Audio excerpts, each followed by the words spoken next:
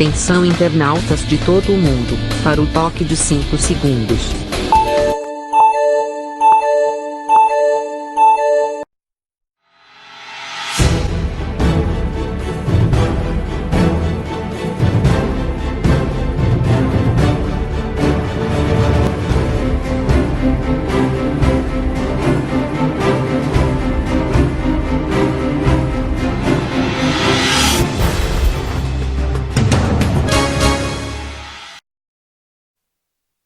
Alô, gente amiga, começando mais um programa Sérgio Cruz, aqui pela viamorena.com, ao vivo, pelo Facebook, no perfil do Sérgio Cruz e na página da viamorena.com e outros compartilhados. Se você estiver ouvindo o programa, por favor, queira compartilhar para que mais pessoas possam participar desta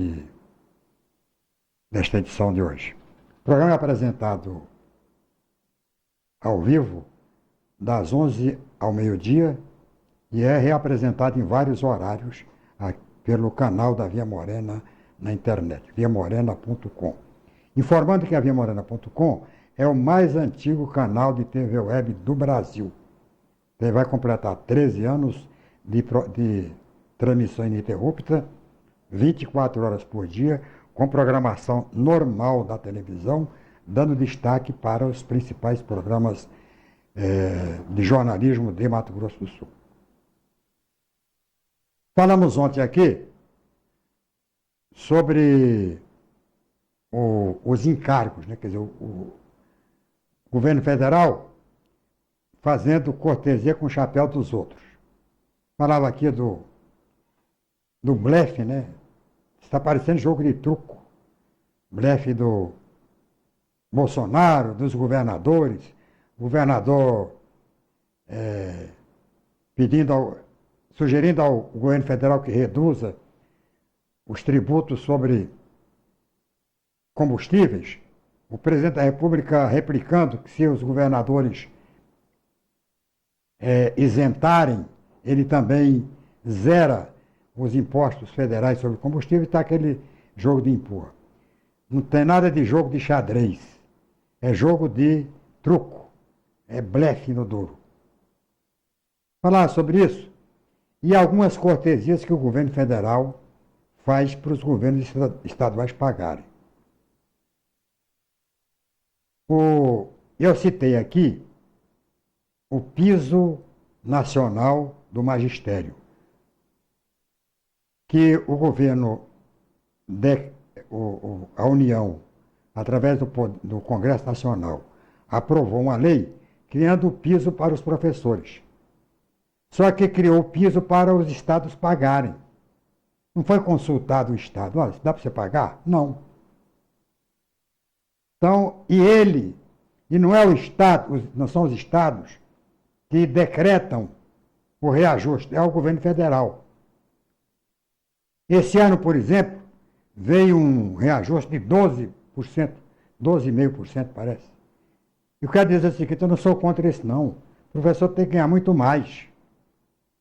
Agora não adianta também ganhar e não receber, né? Ter o direito, mas não ter o crédito na conta. Ficar negociando o tempo todo. Recebi aqui do Emerson Santos uma interessante, né, que eu sabia alguma coisa a respeito disso, mas ele esclarece bem.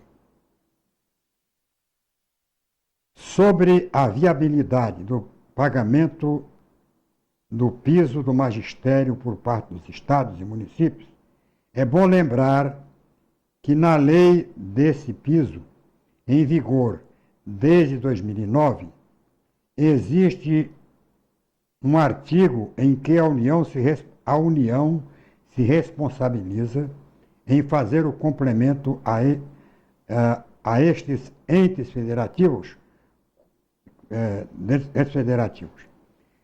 caso os mesmos demonstrem que não houve verba suficiente dos recursos do Fundeb para o cumprimento do piso. A pergunta é: por que os estados e municípios nunca recorreram a esse dispositivo da lei? Receio, ele pergunta e repergunta. Receio seria, né? Seria receio de abrir suas contas de aplicação das verbas do Fundeb? Isso eu já não sei, né?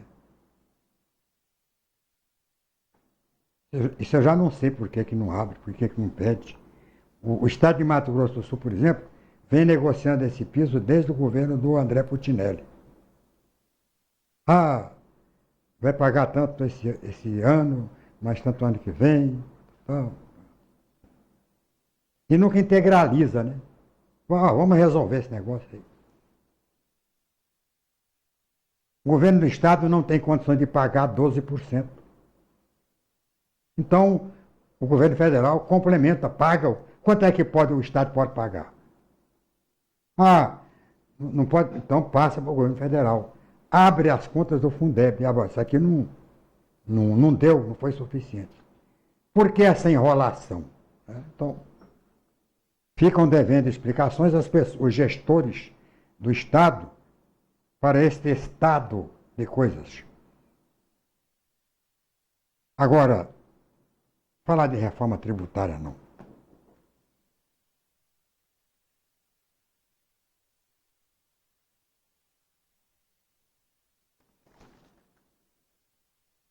Estou preocupado aqui em Campo Grande.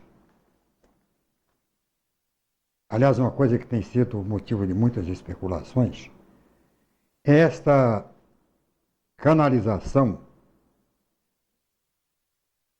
do Anhanduizinho na Avenida Ernesto Geisel.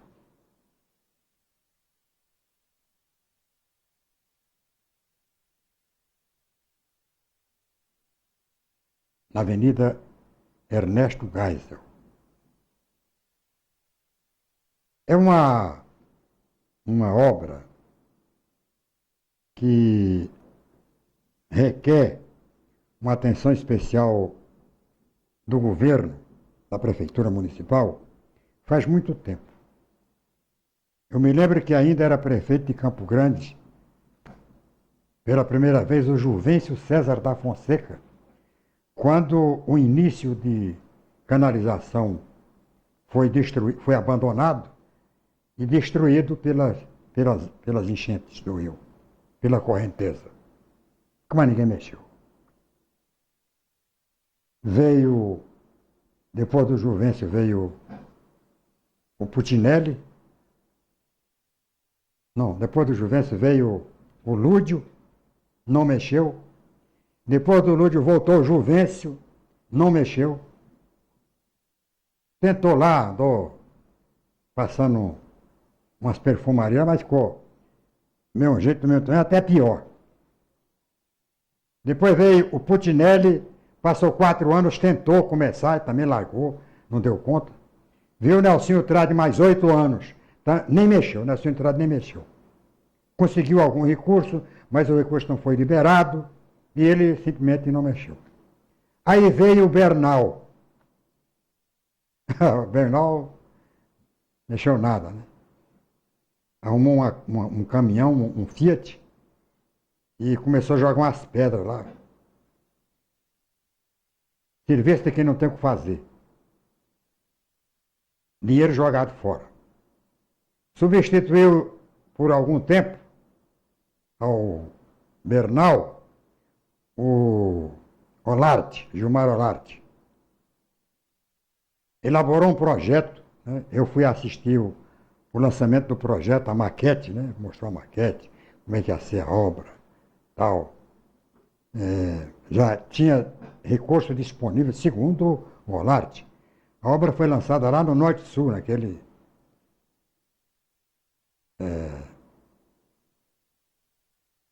aquele shopping que tem lá no Norte-Sul.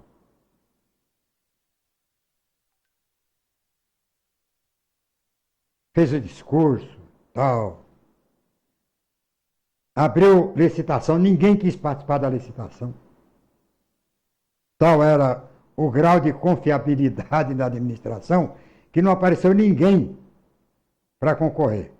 Aí foi adiando, voltou o Bernal não mexeu no negócio, porque o Bernal também não estava nem aí, então largou a mão. Entrou o Marquinhos Trade, aí veio a expectativa de que pudesse ser resolvido o problema, porque o Marquinhos não tinha encrenca com ninguém, não era de perrengue, né?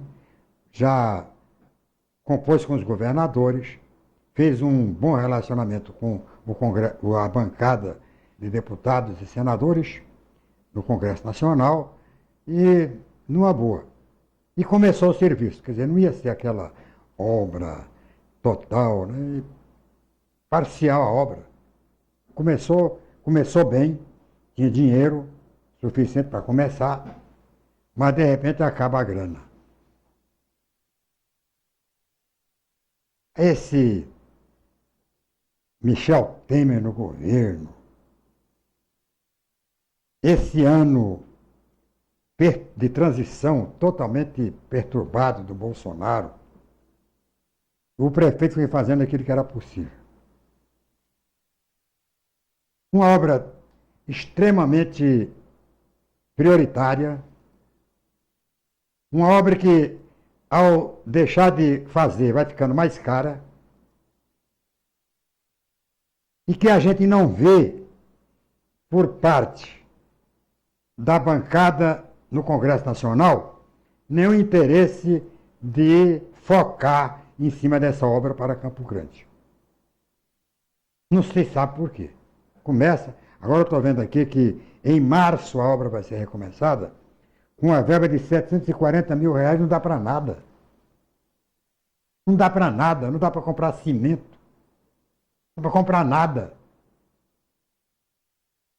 Era preciso que a bancada de Mato Grosso do Sul bancasse isso através de emendas. Emendas no orçamento obrigatório, naquele que o governo é obrigado a liberar a grana. Isso é que precisava ser feito. Isso aí é que precisava ser feito. E não foi feito. Quer dizer, a obra está lá, parada, e a parte que já foi feita pelo Marquinhos, correndo o risco de se deteriorar, porque não teve continuidade. E é preciso acabar com isso. Tem que acabar com esse negócio de obra parada. Obra que termina virando verdadeiros elefantes brancos, dando um enorme prejuízo para a população, para os cofres públicos. Dinheiro do povo. Esse aquário do Pantanal, dia 6 de março, o governador Reinaldo Azambuja vai lançar um ambicioso programa de investimentos no Estado no valor de 3 bilhões de reais. 3 bilhões. E eu não vi ainda, nada relativo ao aquário do Pantanal nesse programa. Uma obra que, desde o início, foi julgada como obra supérflua, mas que está aí a obra. Já se gastou infinidade de dinheiro, e se a obra for concluída, ela perde o caráter de supérflua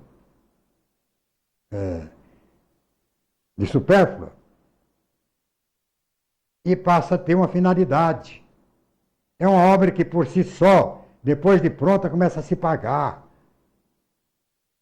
Então não pode ficar essa obra parada para não acontecer com o aquário do Pantanal o que aconteceu com a rodoviária antiga, a rodoviária chamada rodoviária do Cabriúva. Aquilo está lá desde o governo do Pedro Pedrocian. Desde o governo, 4 anos de Pedrocian, 8 anos de Putinelli, de Zeca do PT.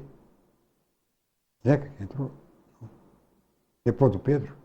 Foi o Wilson, né? 4 anos de Wilson Barbosa Martins. Vai somando aí. 8 anos. 8 anos do Zeca do PT, vai somando, 16 anos. 8 anos do Putinelli, 20 anos. Uma obra que já vai para quase 30 anos parada. Parada desde o primeiro governo do Putinelli. Putinelli não conseguiu dar conta dessa obra, não conseguiu dar conta lá do Norte-Sul.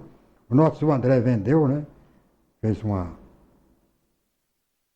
alienação, vendeu. Legal. Vendeu, está vendido.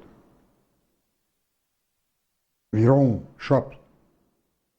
E a rodoviária do Cabriúva continua uma verdadeira sucata, uma cicatriz na aparência de Campo Grande. Aquela obra lá de 30 anos parada. O Nelsinho tentou, o Zeca tentou continuar, foi lá, fez fotografia e tal. Não continuou nada. O Nelsinho conseguiu uma verba para transformar aquilo ali em Centro de Belas Artes. Também não. Está até hoje lá. Pessoal, o vandalismo já tomou conta. Já roubaram as telhas, já. Ferro que tinha lá, roubaram tudo. E não se faz a obra. Porque o governo municipal queria governo federal para terminar a obra. O governo federal arrumou o dinheiro. E o Nelsinho não conseguiu dar conta de fazer. O Bernal nem tocou. O Olavo nem tocou. O Marquinhos está tentando retomar o processo do Nelsinho. Quando já se perdeu muita oportunidade de utilizar aquele espaço que fosse pela Câmara Municipal. Brigou-se muito tempo para um prédio próprio para a Câmara Municipal. Mandaram construir um, fizeram uma maior lambança. Está um perrengue até hoje, né? Fizeram um barracão e botaram a Câmara dentro. Está lá até hoje. Espaço que poderia ser aproveitado para se colocar ali uma secretaria, né? Ou várias secretarias ali naquele espaço, já que as secretarias municipais estão todas esparramadas pela cidade. Podia criar ali, havia espaço suficiente, o próprio Paço Municipal. Abandonaram porque ficaram esperando o recurso do governo federal para a obra. E o governo federal tem lá os seus projetos e aplica nos seus projetos. Não vai aplicar em projetos da Prefeitura Municipal, só em projetos que interessem ao governo federal. Interessaria ao governo federal o Centro de Belas Artes, está lá. Também não sei porquê, né? Que nós já temos aqui tantos centros de artes, temos o Museu, o Marco, né? Que é subutilizado.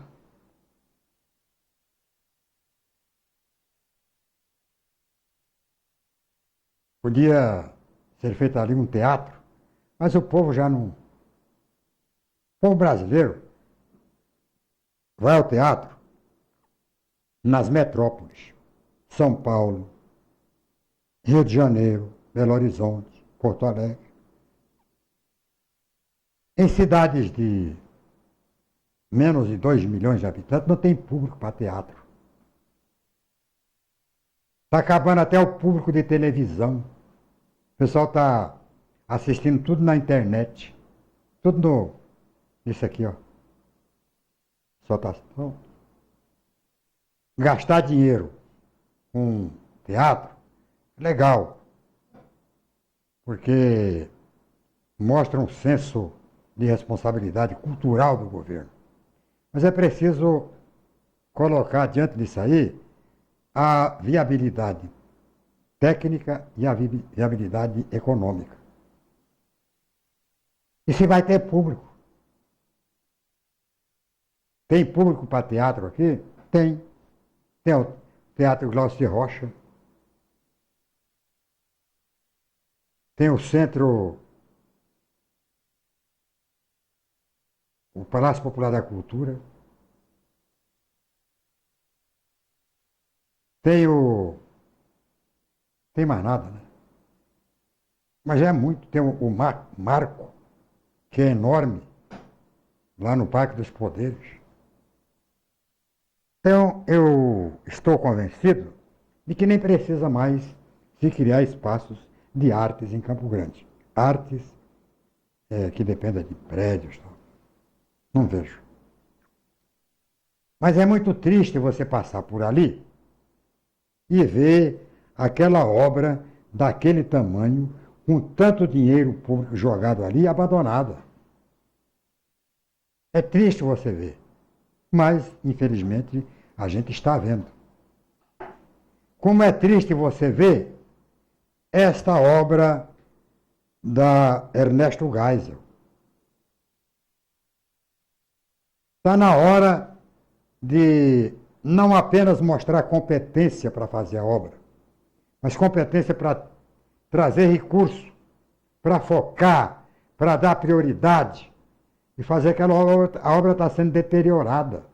Daqui a pouco a pista que dá lá para o Guanandizão já não passa mais.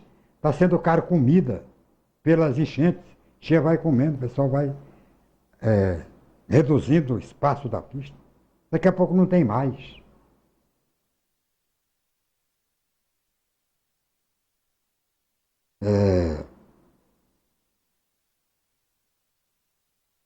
É isso aí. No próximo bloco eu quero falar aqui da campanha de abstinência do governo, abstinência sexual do governo federal, depois do tempo em Brasília e no Mato Grosso do Sul.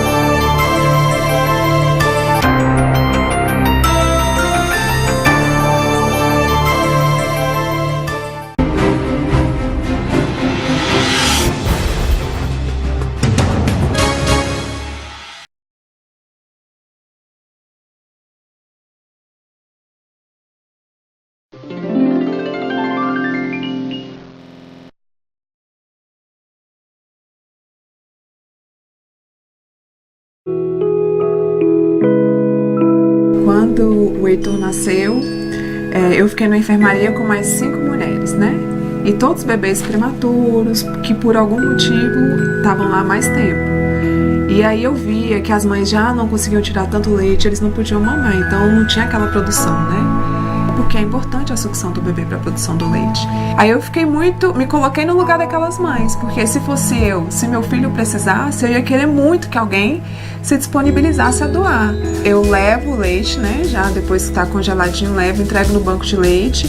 Lá eles vão processar, primeiro eles vão avaliar se tem sujidade, né, se tem alguma coisa, se o leite realmente está apto para pasteurizar e liberar para os bebês que estão internados, né? São os prematuros, que por algum motivo ou outro não conseguem mamar ou a mãe não pode aumentar, que também recebe esse leite que a gente doa. Doe leite materno, alimente a vida.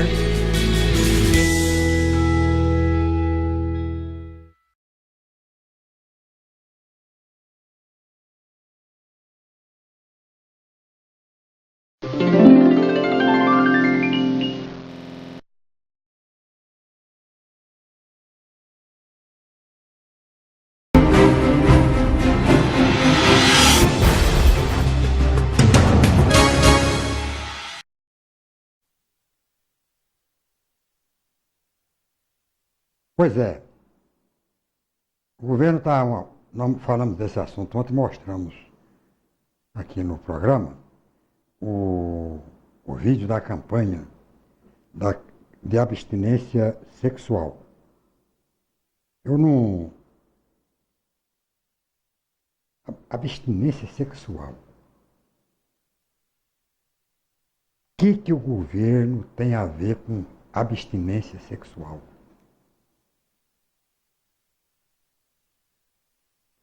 que o governo tem em controlar a vida dos jovens? Jovem amar, as aventuras do jovem. O governo não tem nada com isso. E está numa campanha. Adolescente, 13, 14, 15 anos, não pode namorar. Pode, tem que esperar completar os 15 anos, aí sim pode. Para evitar o quê? A gravidez precoce. Tem muita menina aí de 14 anos, 13 anos, que já tem filhos. Isso aí, o que o Estado tem que ver com isso? O Estado não tem nada a ver com isso. Isso é problema da pessoa, da individualidade. Ah, mas o Estado tem que pagar hospital, né, para a criança nascer. Se nascer com problema de saúde, o Estado tem que cuidar, mas é obrigação do Estado. E é essa a função do Estado. Aí vem os fundamentalistas, imbecis fundamentalistas, para dizer que esta é uma prática de esquerda. Não, os comunistas é que termina incentivando isso. Tal. Tenham visto aí nas redes sociais. Mas tudo quanto é coisa é culpa da imprensa ou dos comunistas. Eu quero dizer o seguinte, que o tal de amor livre, isso aí, no meu tempo, era amor livre, né? Gurizada partia para ficar. Que essa prática é proibida, é crime nos países comunistas. Ela é permitida com toda permissividade possível e até abominável nos estados capitalistas. Os Estados Unidos, por exemplo, é que lança todas essas modas. Inglaterra, França, Alemanha. Sai tudo de lá.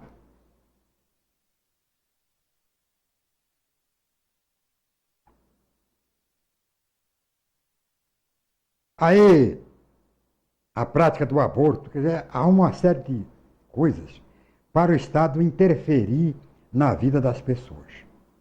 Tem uma coisa que eu concordo com o Bolsonaro, que é esse negócio de educação na escola.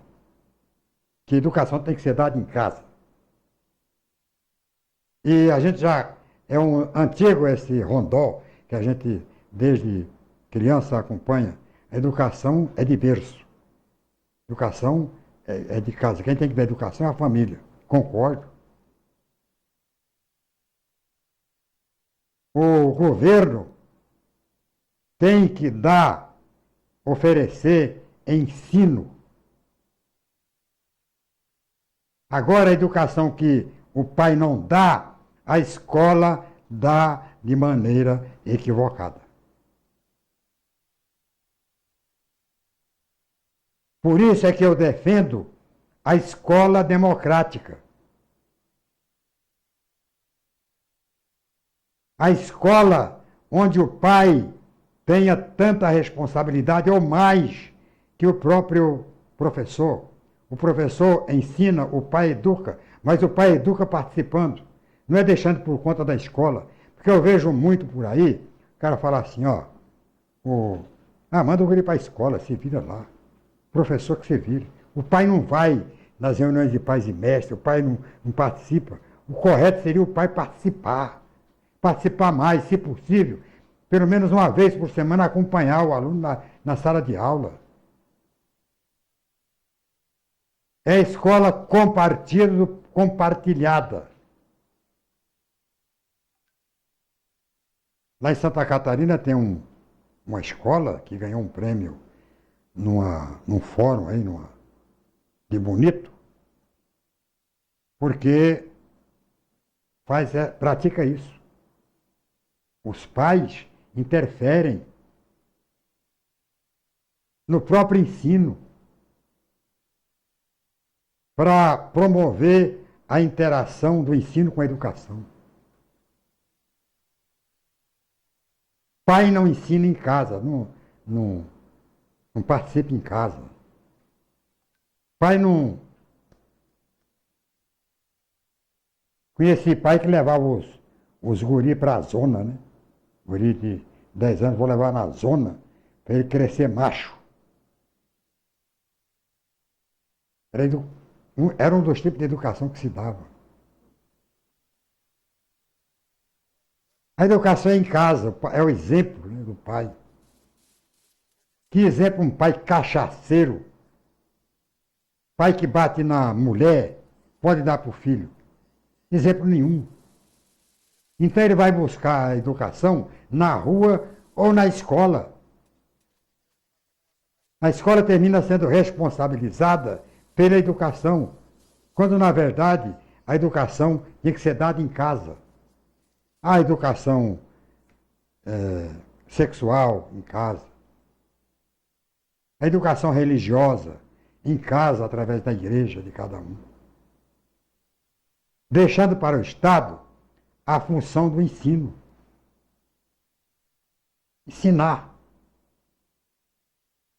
Ensinar com liberdade, né? Sem restrição, sem escola sem partido, sem tabuleta mostrando a obrigação do professor e do aluno. O aluno tem que saber a obrigação dele. O professor muito mais. Não precisa de plaqueta, de lei, eu acho que não precisa. Aí vão tentar, através de uma campanha publicitária que já está circulando na televisão, tentar convencer o adolescente de não fazer amor, de não ficar.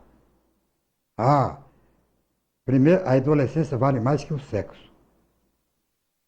Agora, a adolescência sem sexo não tem nexo. Gurizada faz mesmo. É a fase da experimentação. Está com todo vigor. Tem que o pai, a mãe, dar orientação. Agora, o pai tem dado, as mães têm dado orientação aos filhos. Olha, usa camisinha. Olha, usa DIU. Olha, usa pílula. Se você sentir que tem dificuldade, usa a pílula do dia seguinte, mas não engravida. Principalmente as mães de menor poder aquisitivo. Mãe que, às vezes, ela que é responsável por sustentar a família, por criar a família. Nem todas têm essa consciência, mas a maioria tem essa consciência.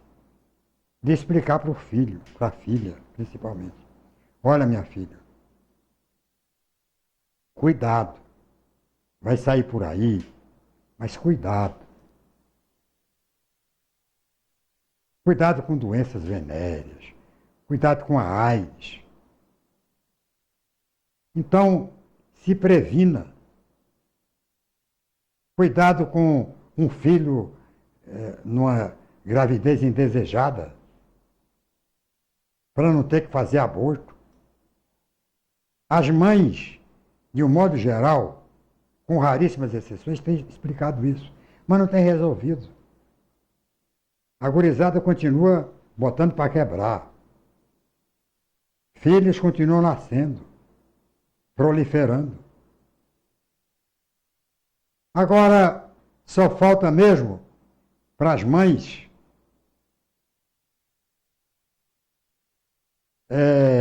obrigar o uso do cinto da castidade. Minha filha vai sair hoje? Vai, então, vamos botar o cinto, fecha o cadeado, deixa a chave comigo. Só isso que falta. Um absurdo, então, o governo querer convencer, com a propaganda choramingas que ele está rodando aí, convencer o adolescente de que ele deve praticar abstinência sexual. Bobagem. É dinheiro jogado fora, não é um problema cultural, é um problema. Não é cultural. Problema natural. Problema natural. Nessa idade, dos 13 anos para frente, não tem quem segure. É mais fácil você segurar a partir dos 18, 19 do que nessa idade. O governo tem que encontrar meios para convencer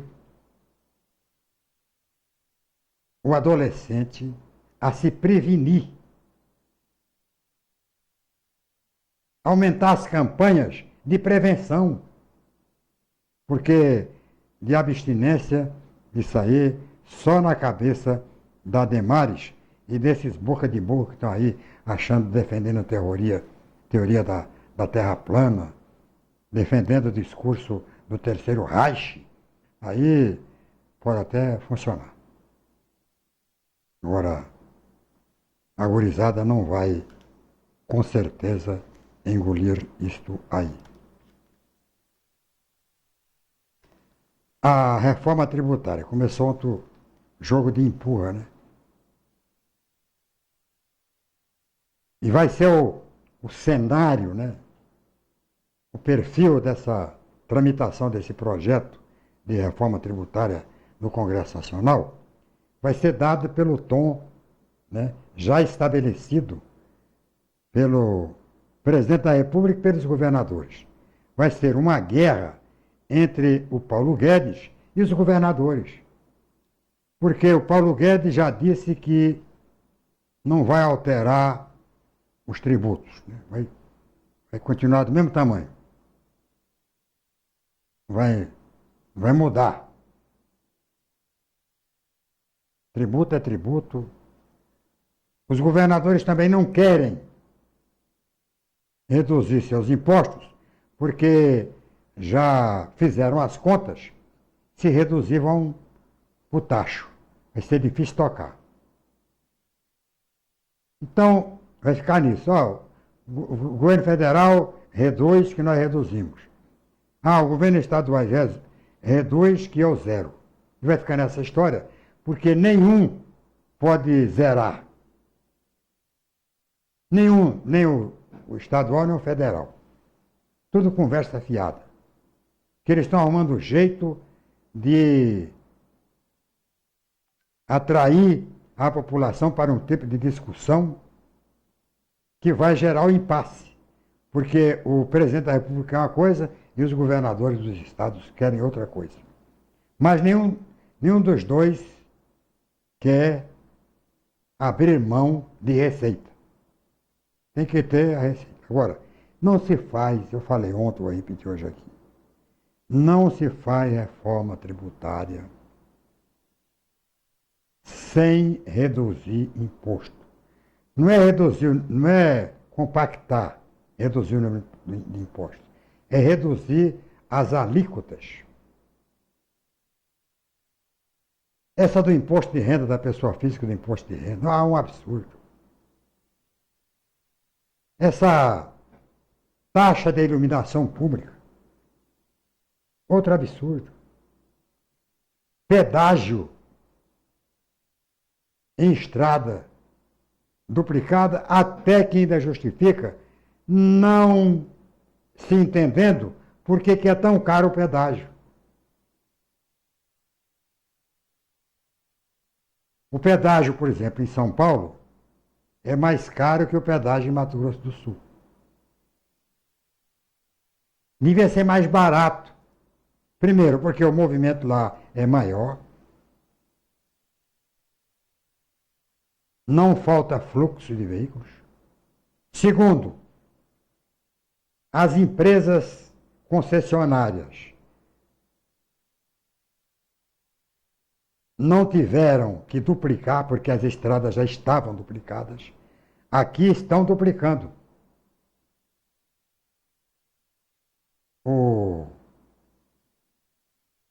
A empreiteira aqui, a CCR Vias, concessionária, acha que não precisa mais duplicar. Ora, se não precisa mais duplicar, muito bem. Continuar pagando pedágio sem duplicação? Aqui, ó. Vai pagar, e eu sou contra. Eu acho que duplicação é responsabilidade do Estado, sempre foi, a União sempre fez assim, quando duplicou a Via Dutra, quando duplicou a Marechal Rondon, o Estado de São Paulo duplicou a Marechal Rondon, quando todas as imigrantes, todas duplicadas, não tinha pedágio, não tinha nada, era, o Estado ia lá, obrigação do Estado, porque cobra IPVA, IPVA caro, tem que pagar pedágio. Tudo aqui é e paga pedágio por uma obra que foi feita pelo Estado.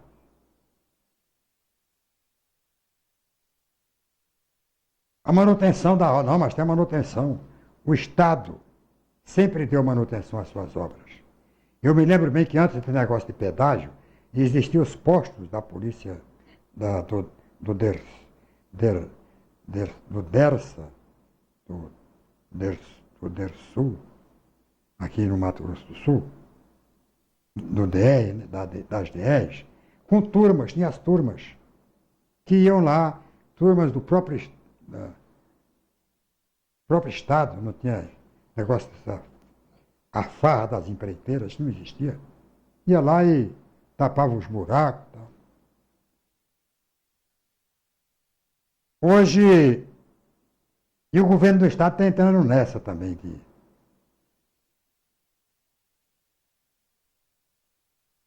de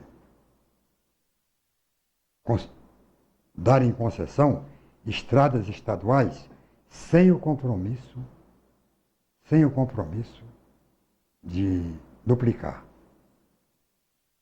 O Estado não tem capacidade financeira, autonomia financeira, para recapear as estradas que estão em péssimas condições. É uma buraqueira só, em algumas, né? E agora vai dar concessão. E o que é que o cara vai ter que fazer? O concessionário? Apenas dar manutenção à estrada. Dar manutenção com um dinheiro que não vai sair direto dos cofres públicos.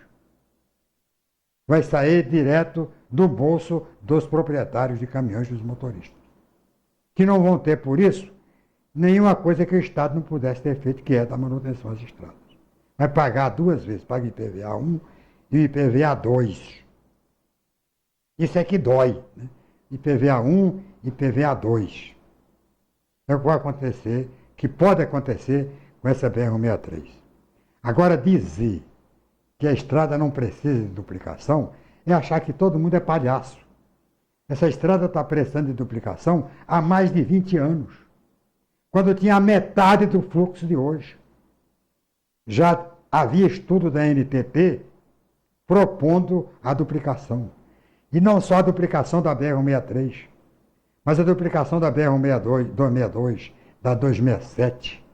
Todas essas rodovias, por exemplo, a 267, que deixa Porto 15 de Novembro, vem até no entroncamento até em Nova Alvorada do Sul. E essa de BR-262, de Três Lagoas a Corumbá, esse trecho entre Campo Grande e Três Lagoas, também já faz muito tempo que há estudo comprovando a viabilidade e a necessidade de serem duplicados. No entanto, não se duplica. Mesmo a BR-163, que é uma das principais rodovias do Brasil, agora não precisa mais. A empresa veio e instalou os pedágios, as estações de pedágio, duplicou o trecho que era para ser duplicado no primeiro e segundo ano de governo, de concessão, e ficou por isso mesmo. Agora está cobrando pedágio, não duplica, está aí dando manutenção, é o mínimo que essa empresa poderia fazer. Vamos esperar que o prefeito Nelson Trade, Marquinhos Trade, tenha mais sorte, né, que os outros prefeitos e consiga realmente dinheiro suficiente para completar essa obra da Ernesto Geisel, para completar esse velha estação lá, rodoviária do Cabriúva, transformando aquilo ali em alguma coisa que possa ser um espaço que possa ser utilizado, é bem melhor, bem menos prejudicial, bem menos nocivo do que ficar aquela coisa parada ali e sendo vítima do vandalismo. Está na hora de se terminar a obra que foi começada. Não importa em qual governo, não importa qual a finalidade, a obra está ali, já gastou dinheiro. Pode ser utilizada, deve ser utilizada, por que abandonar a obra? Muito obrigado por sua audiência. A gente volta na sexta. Tchau, Pica-Pau.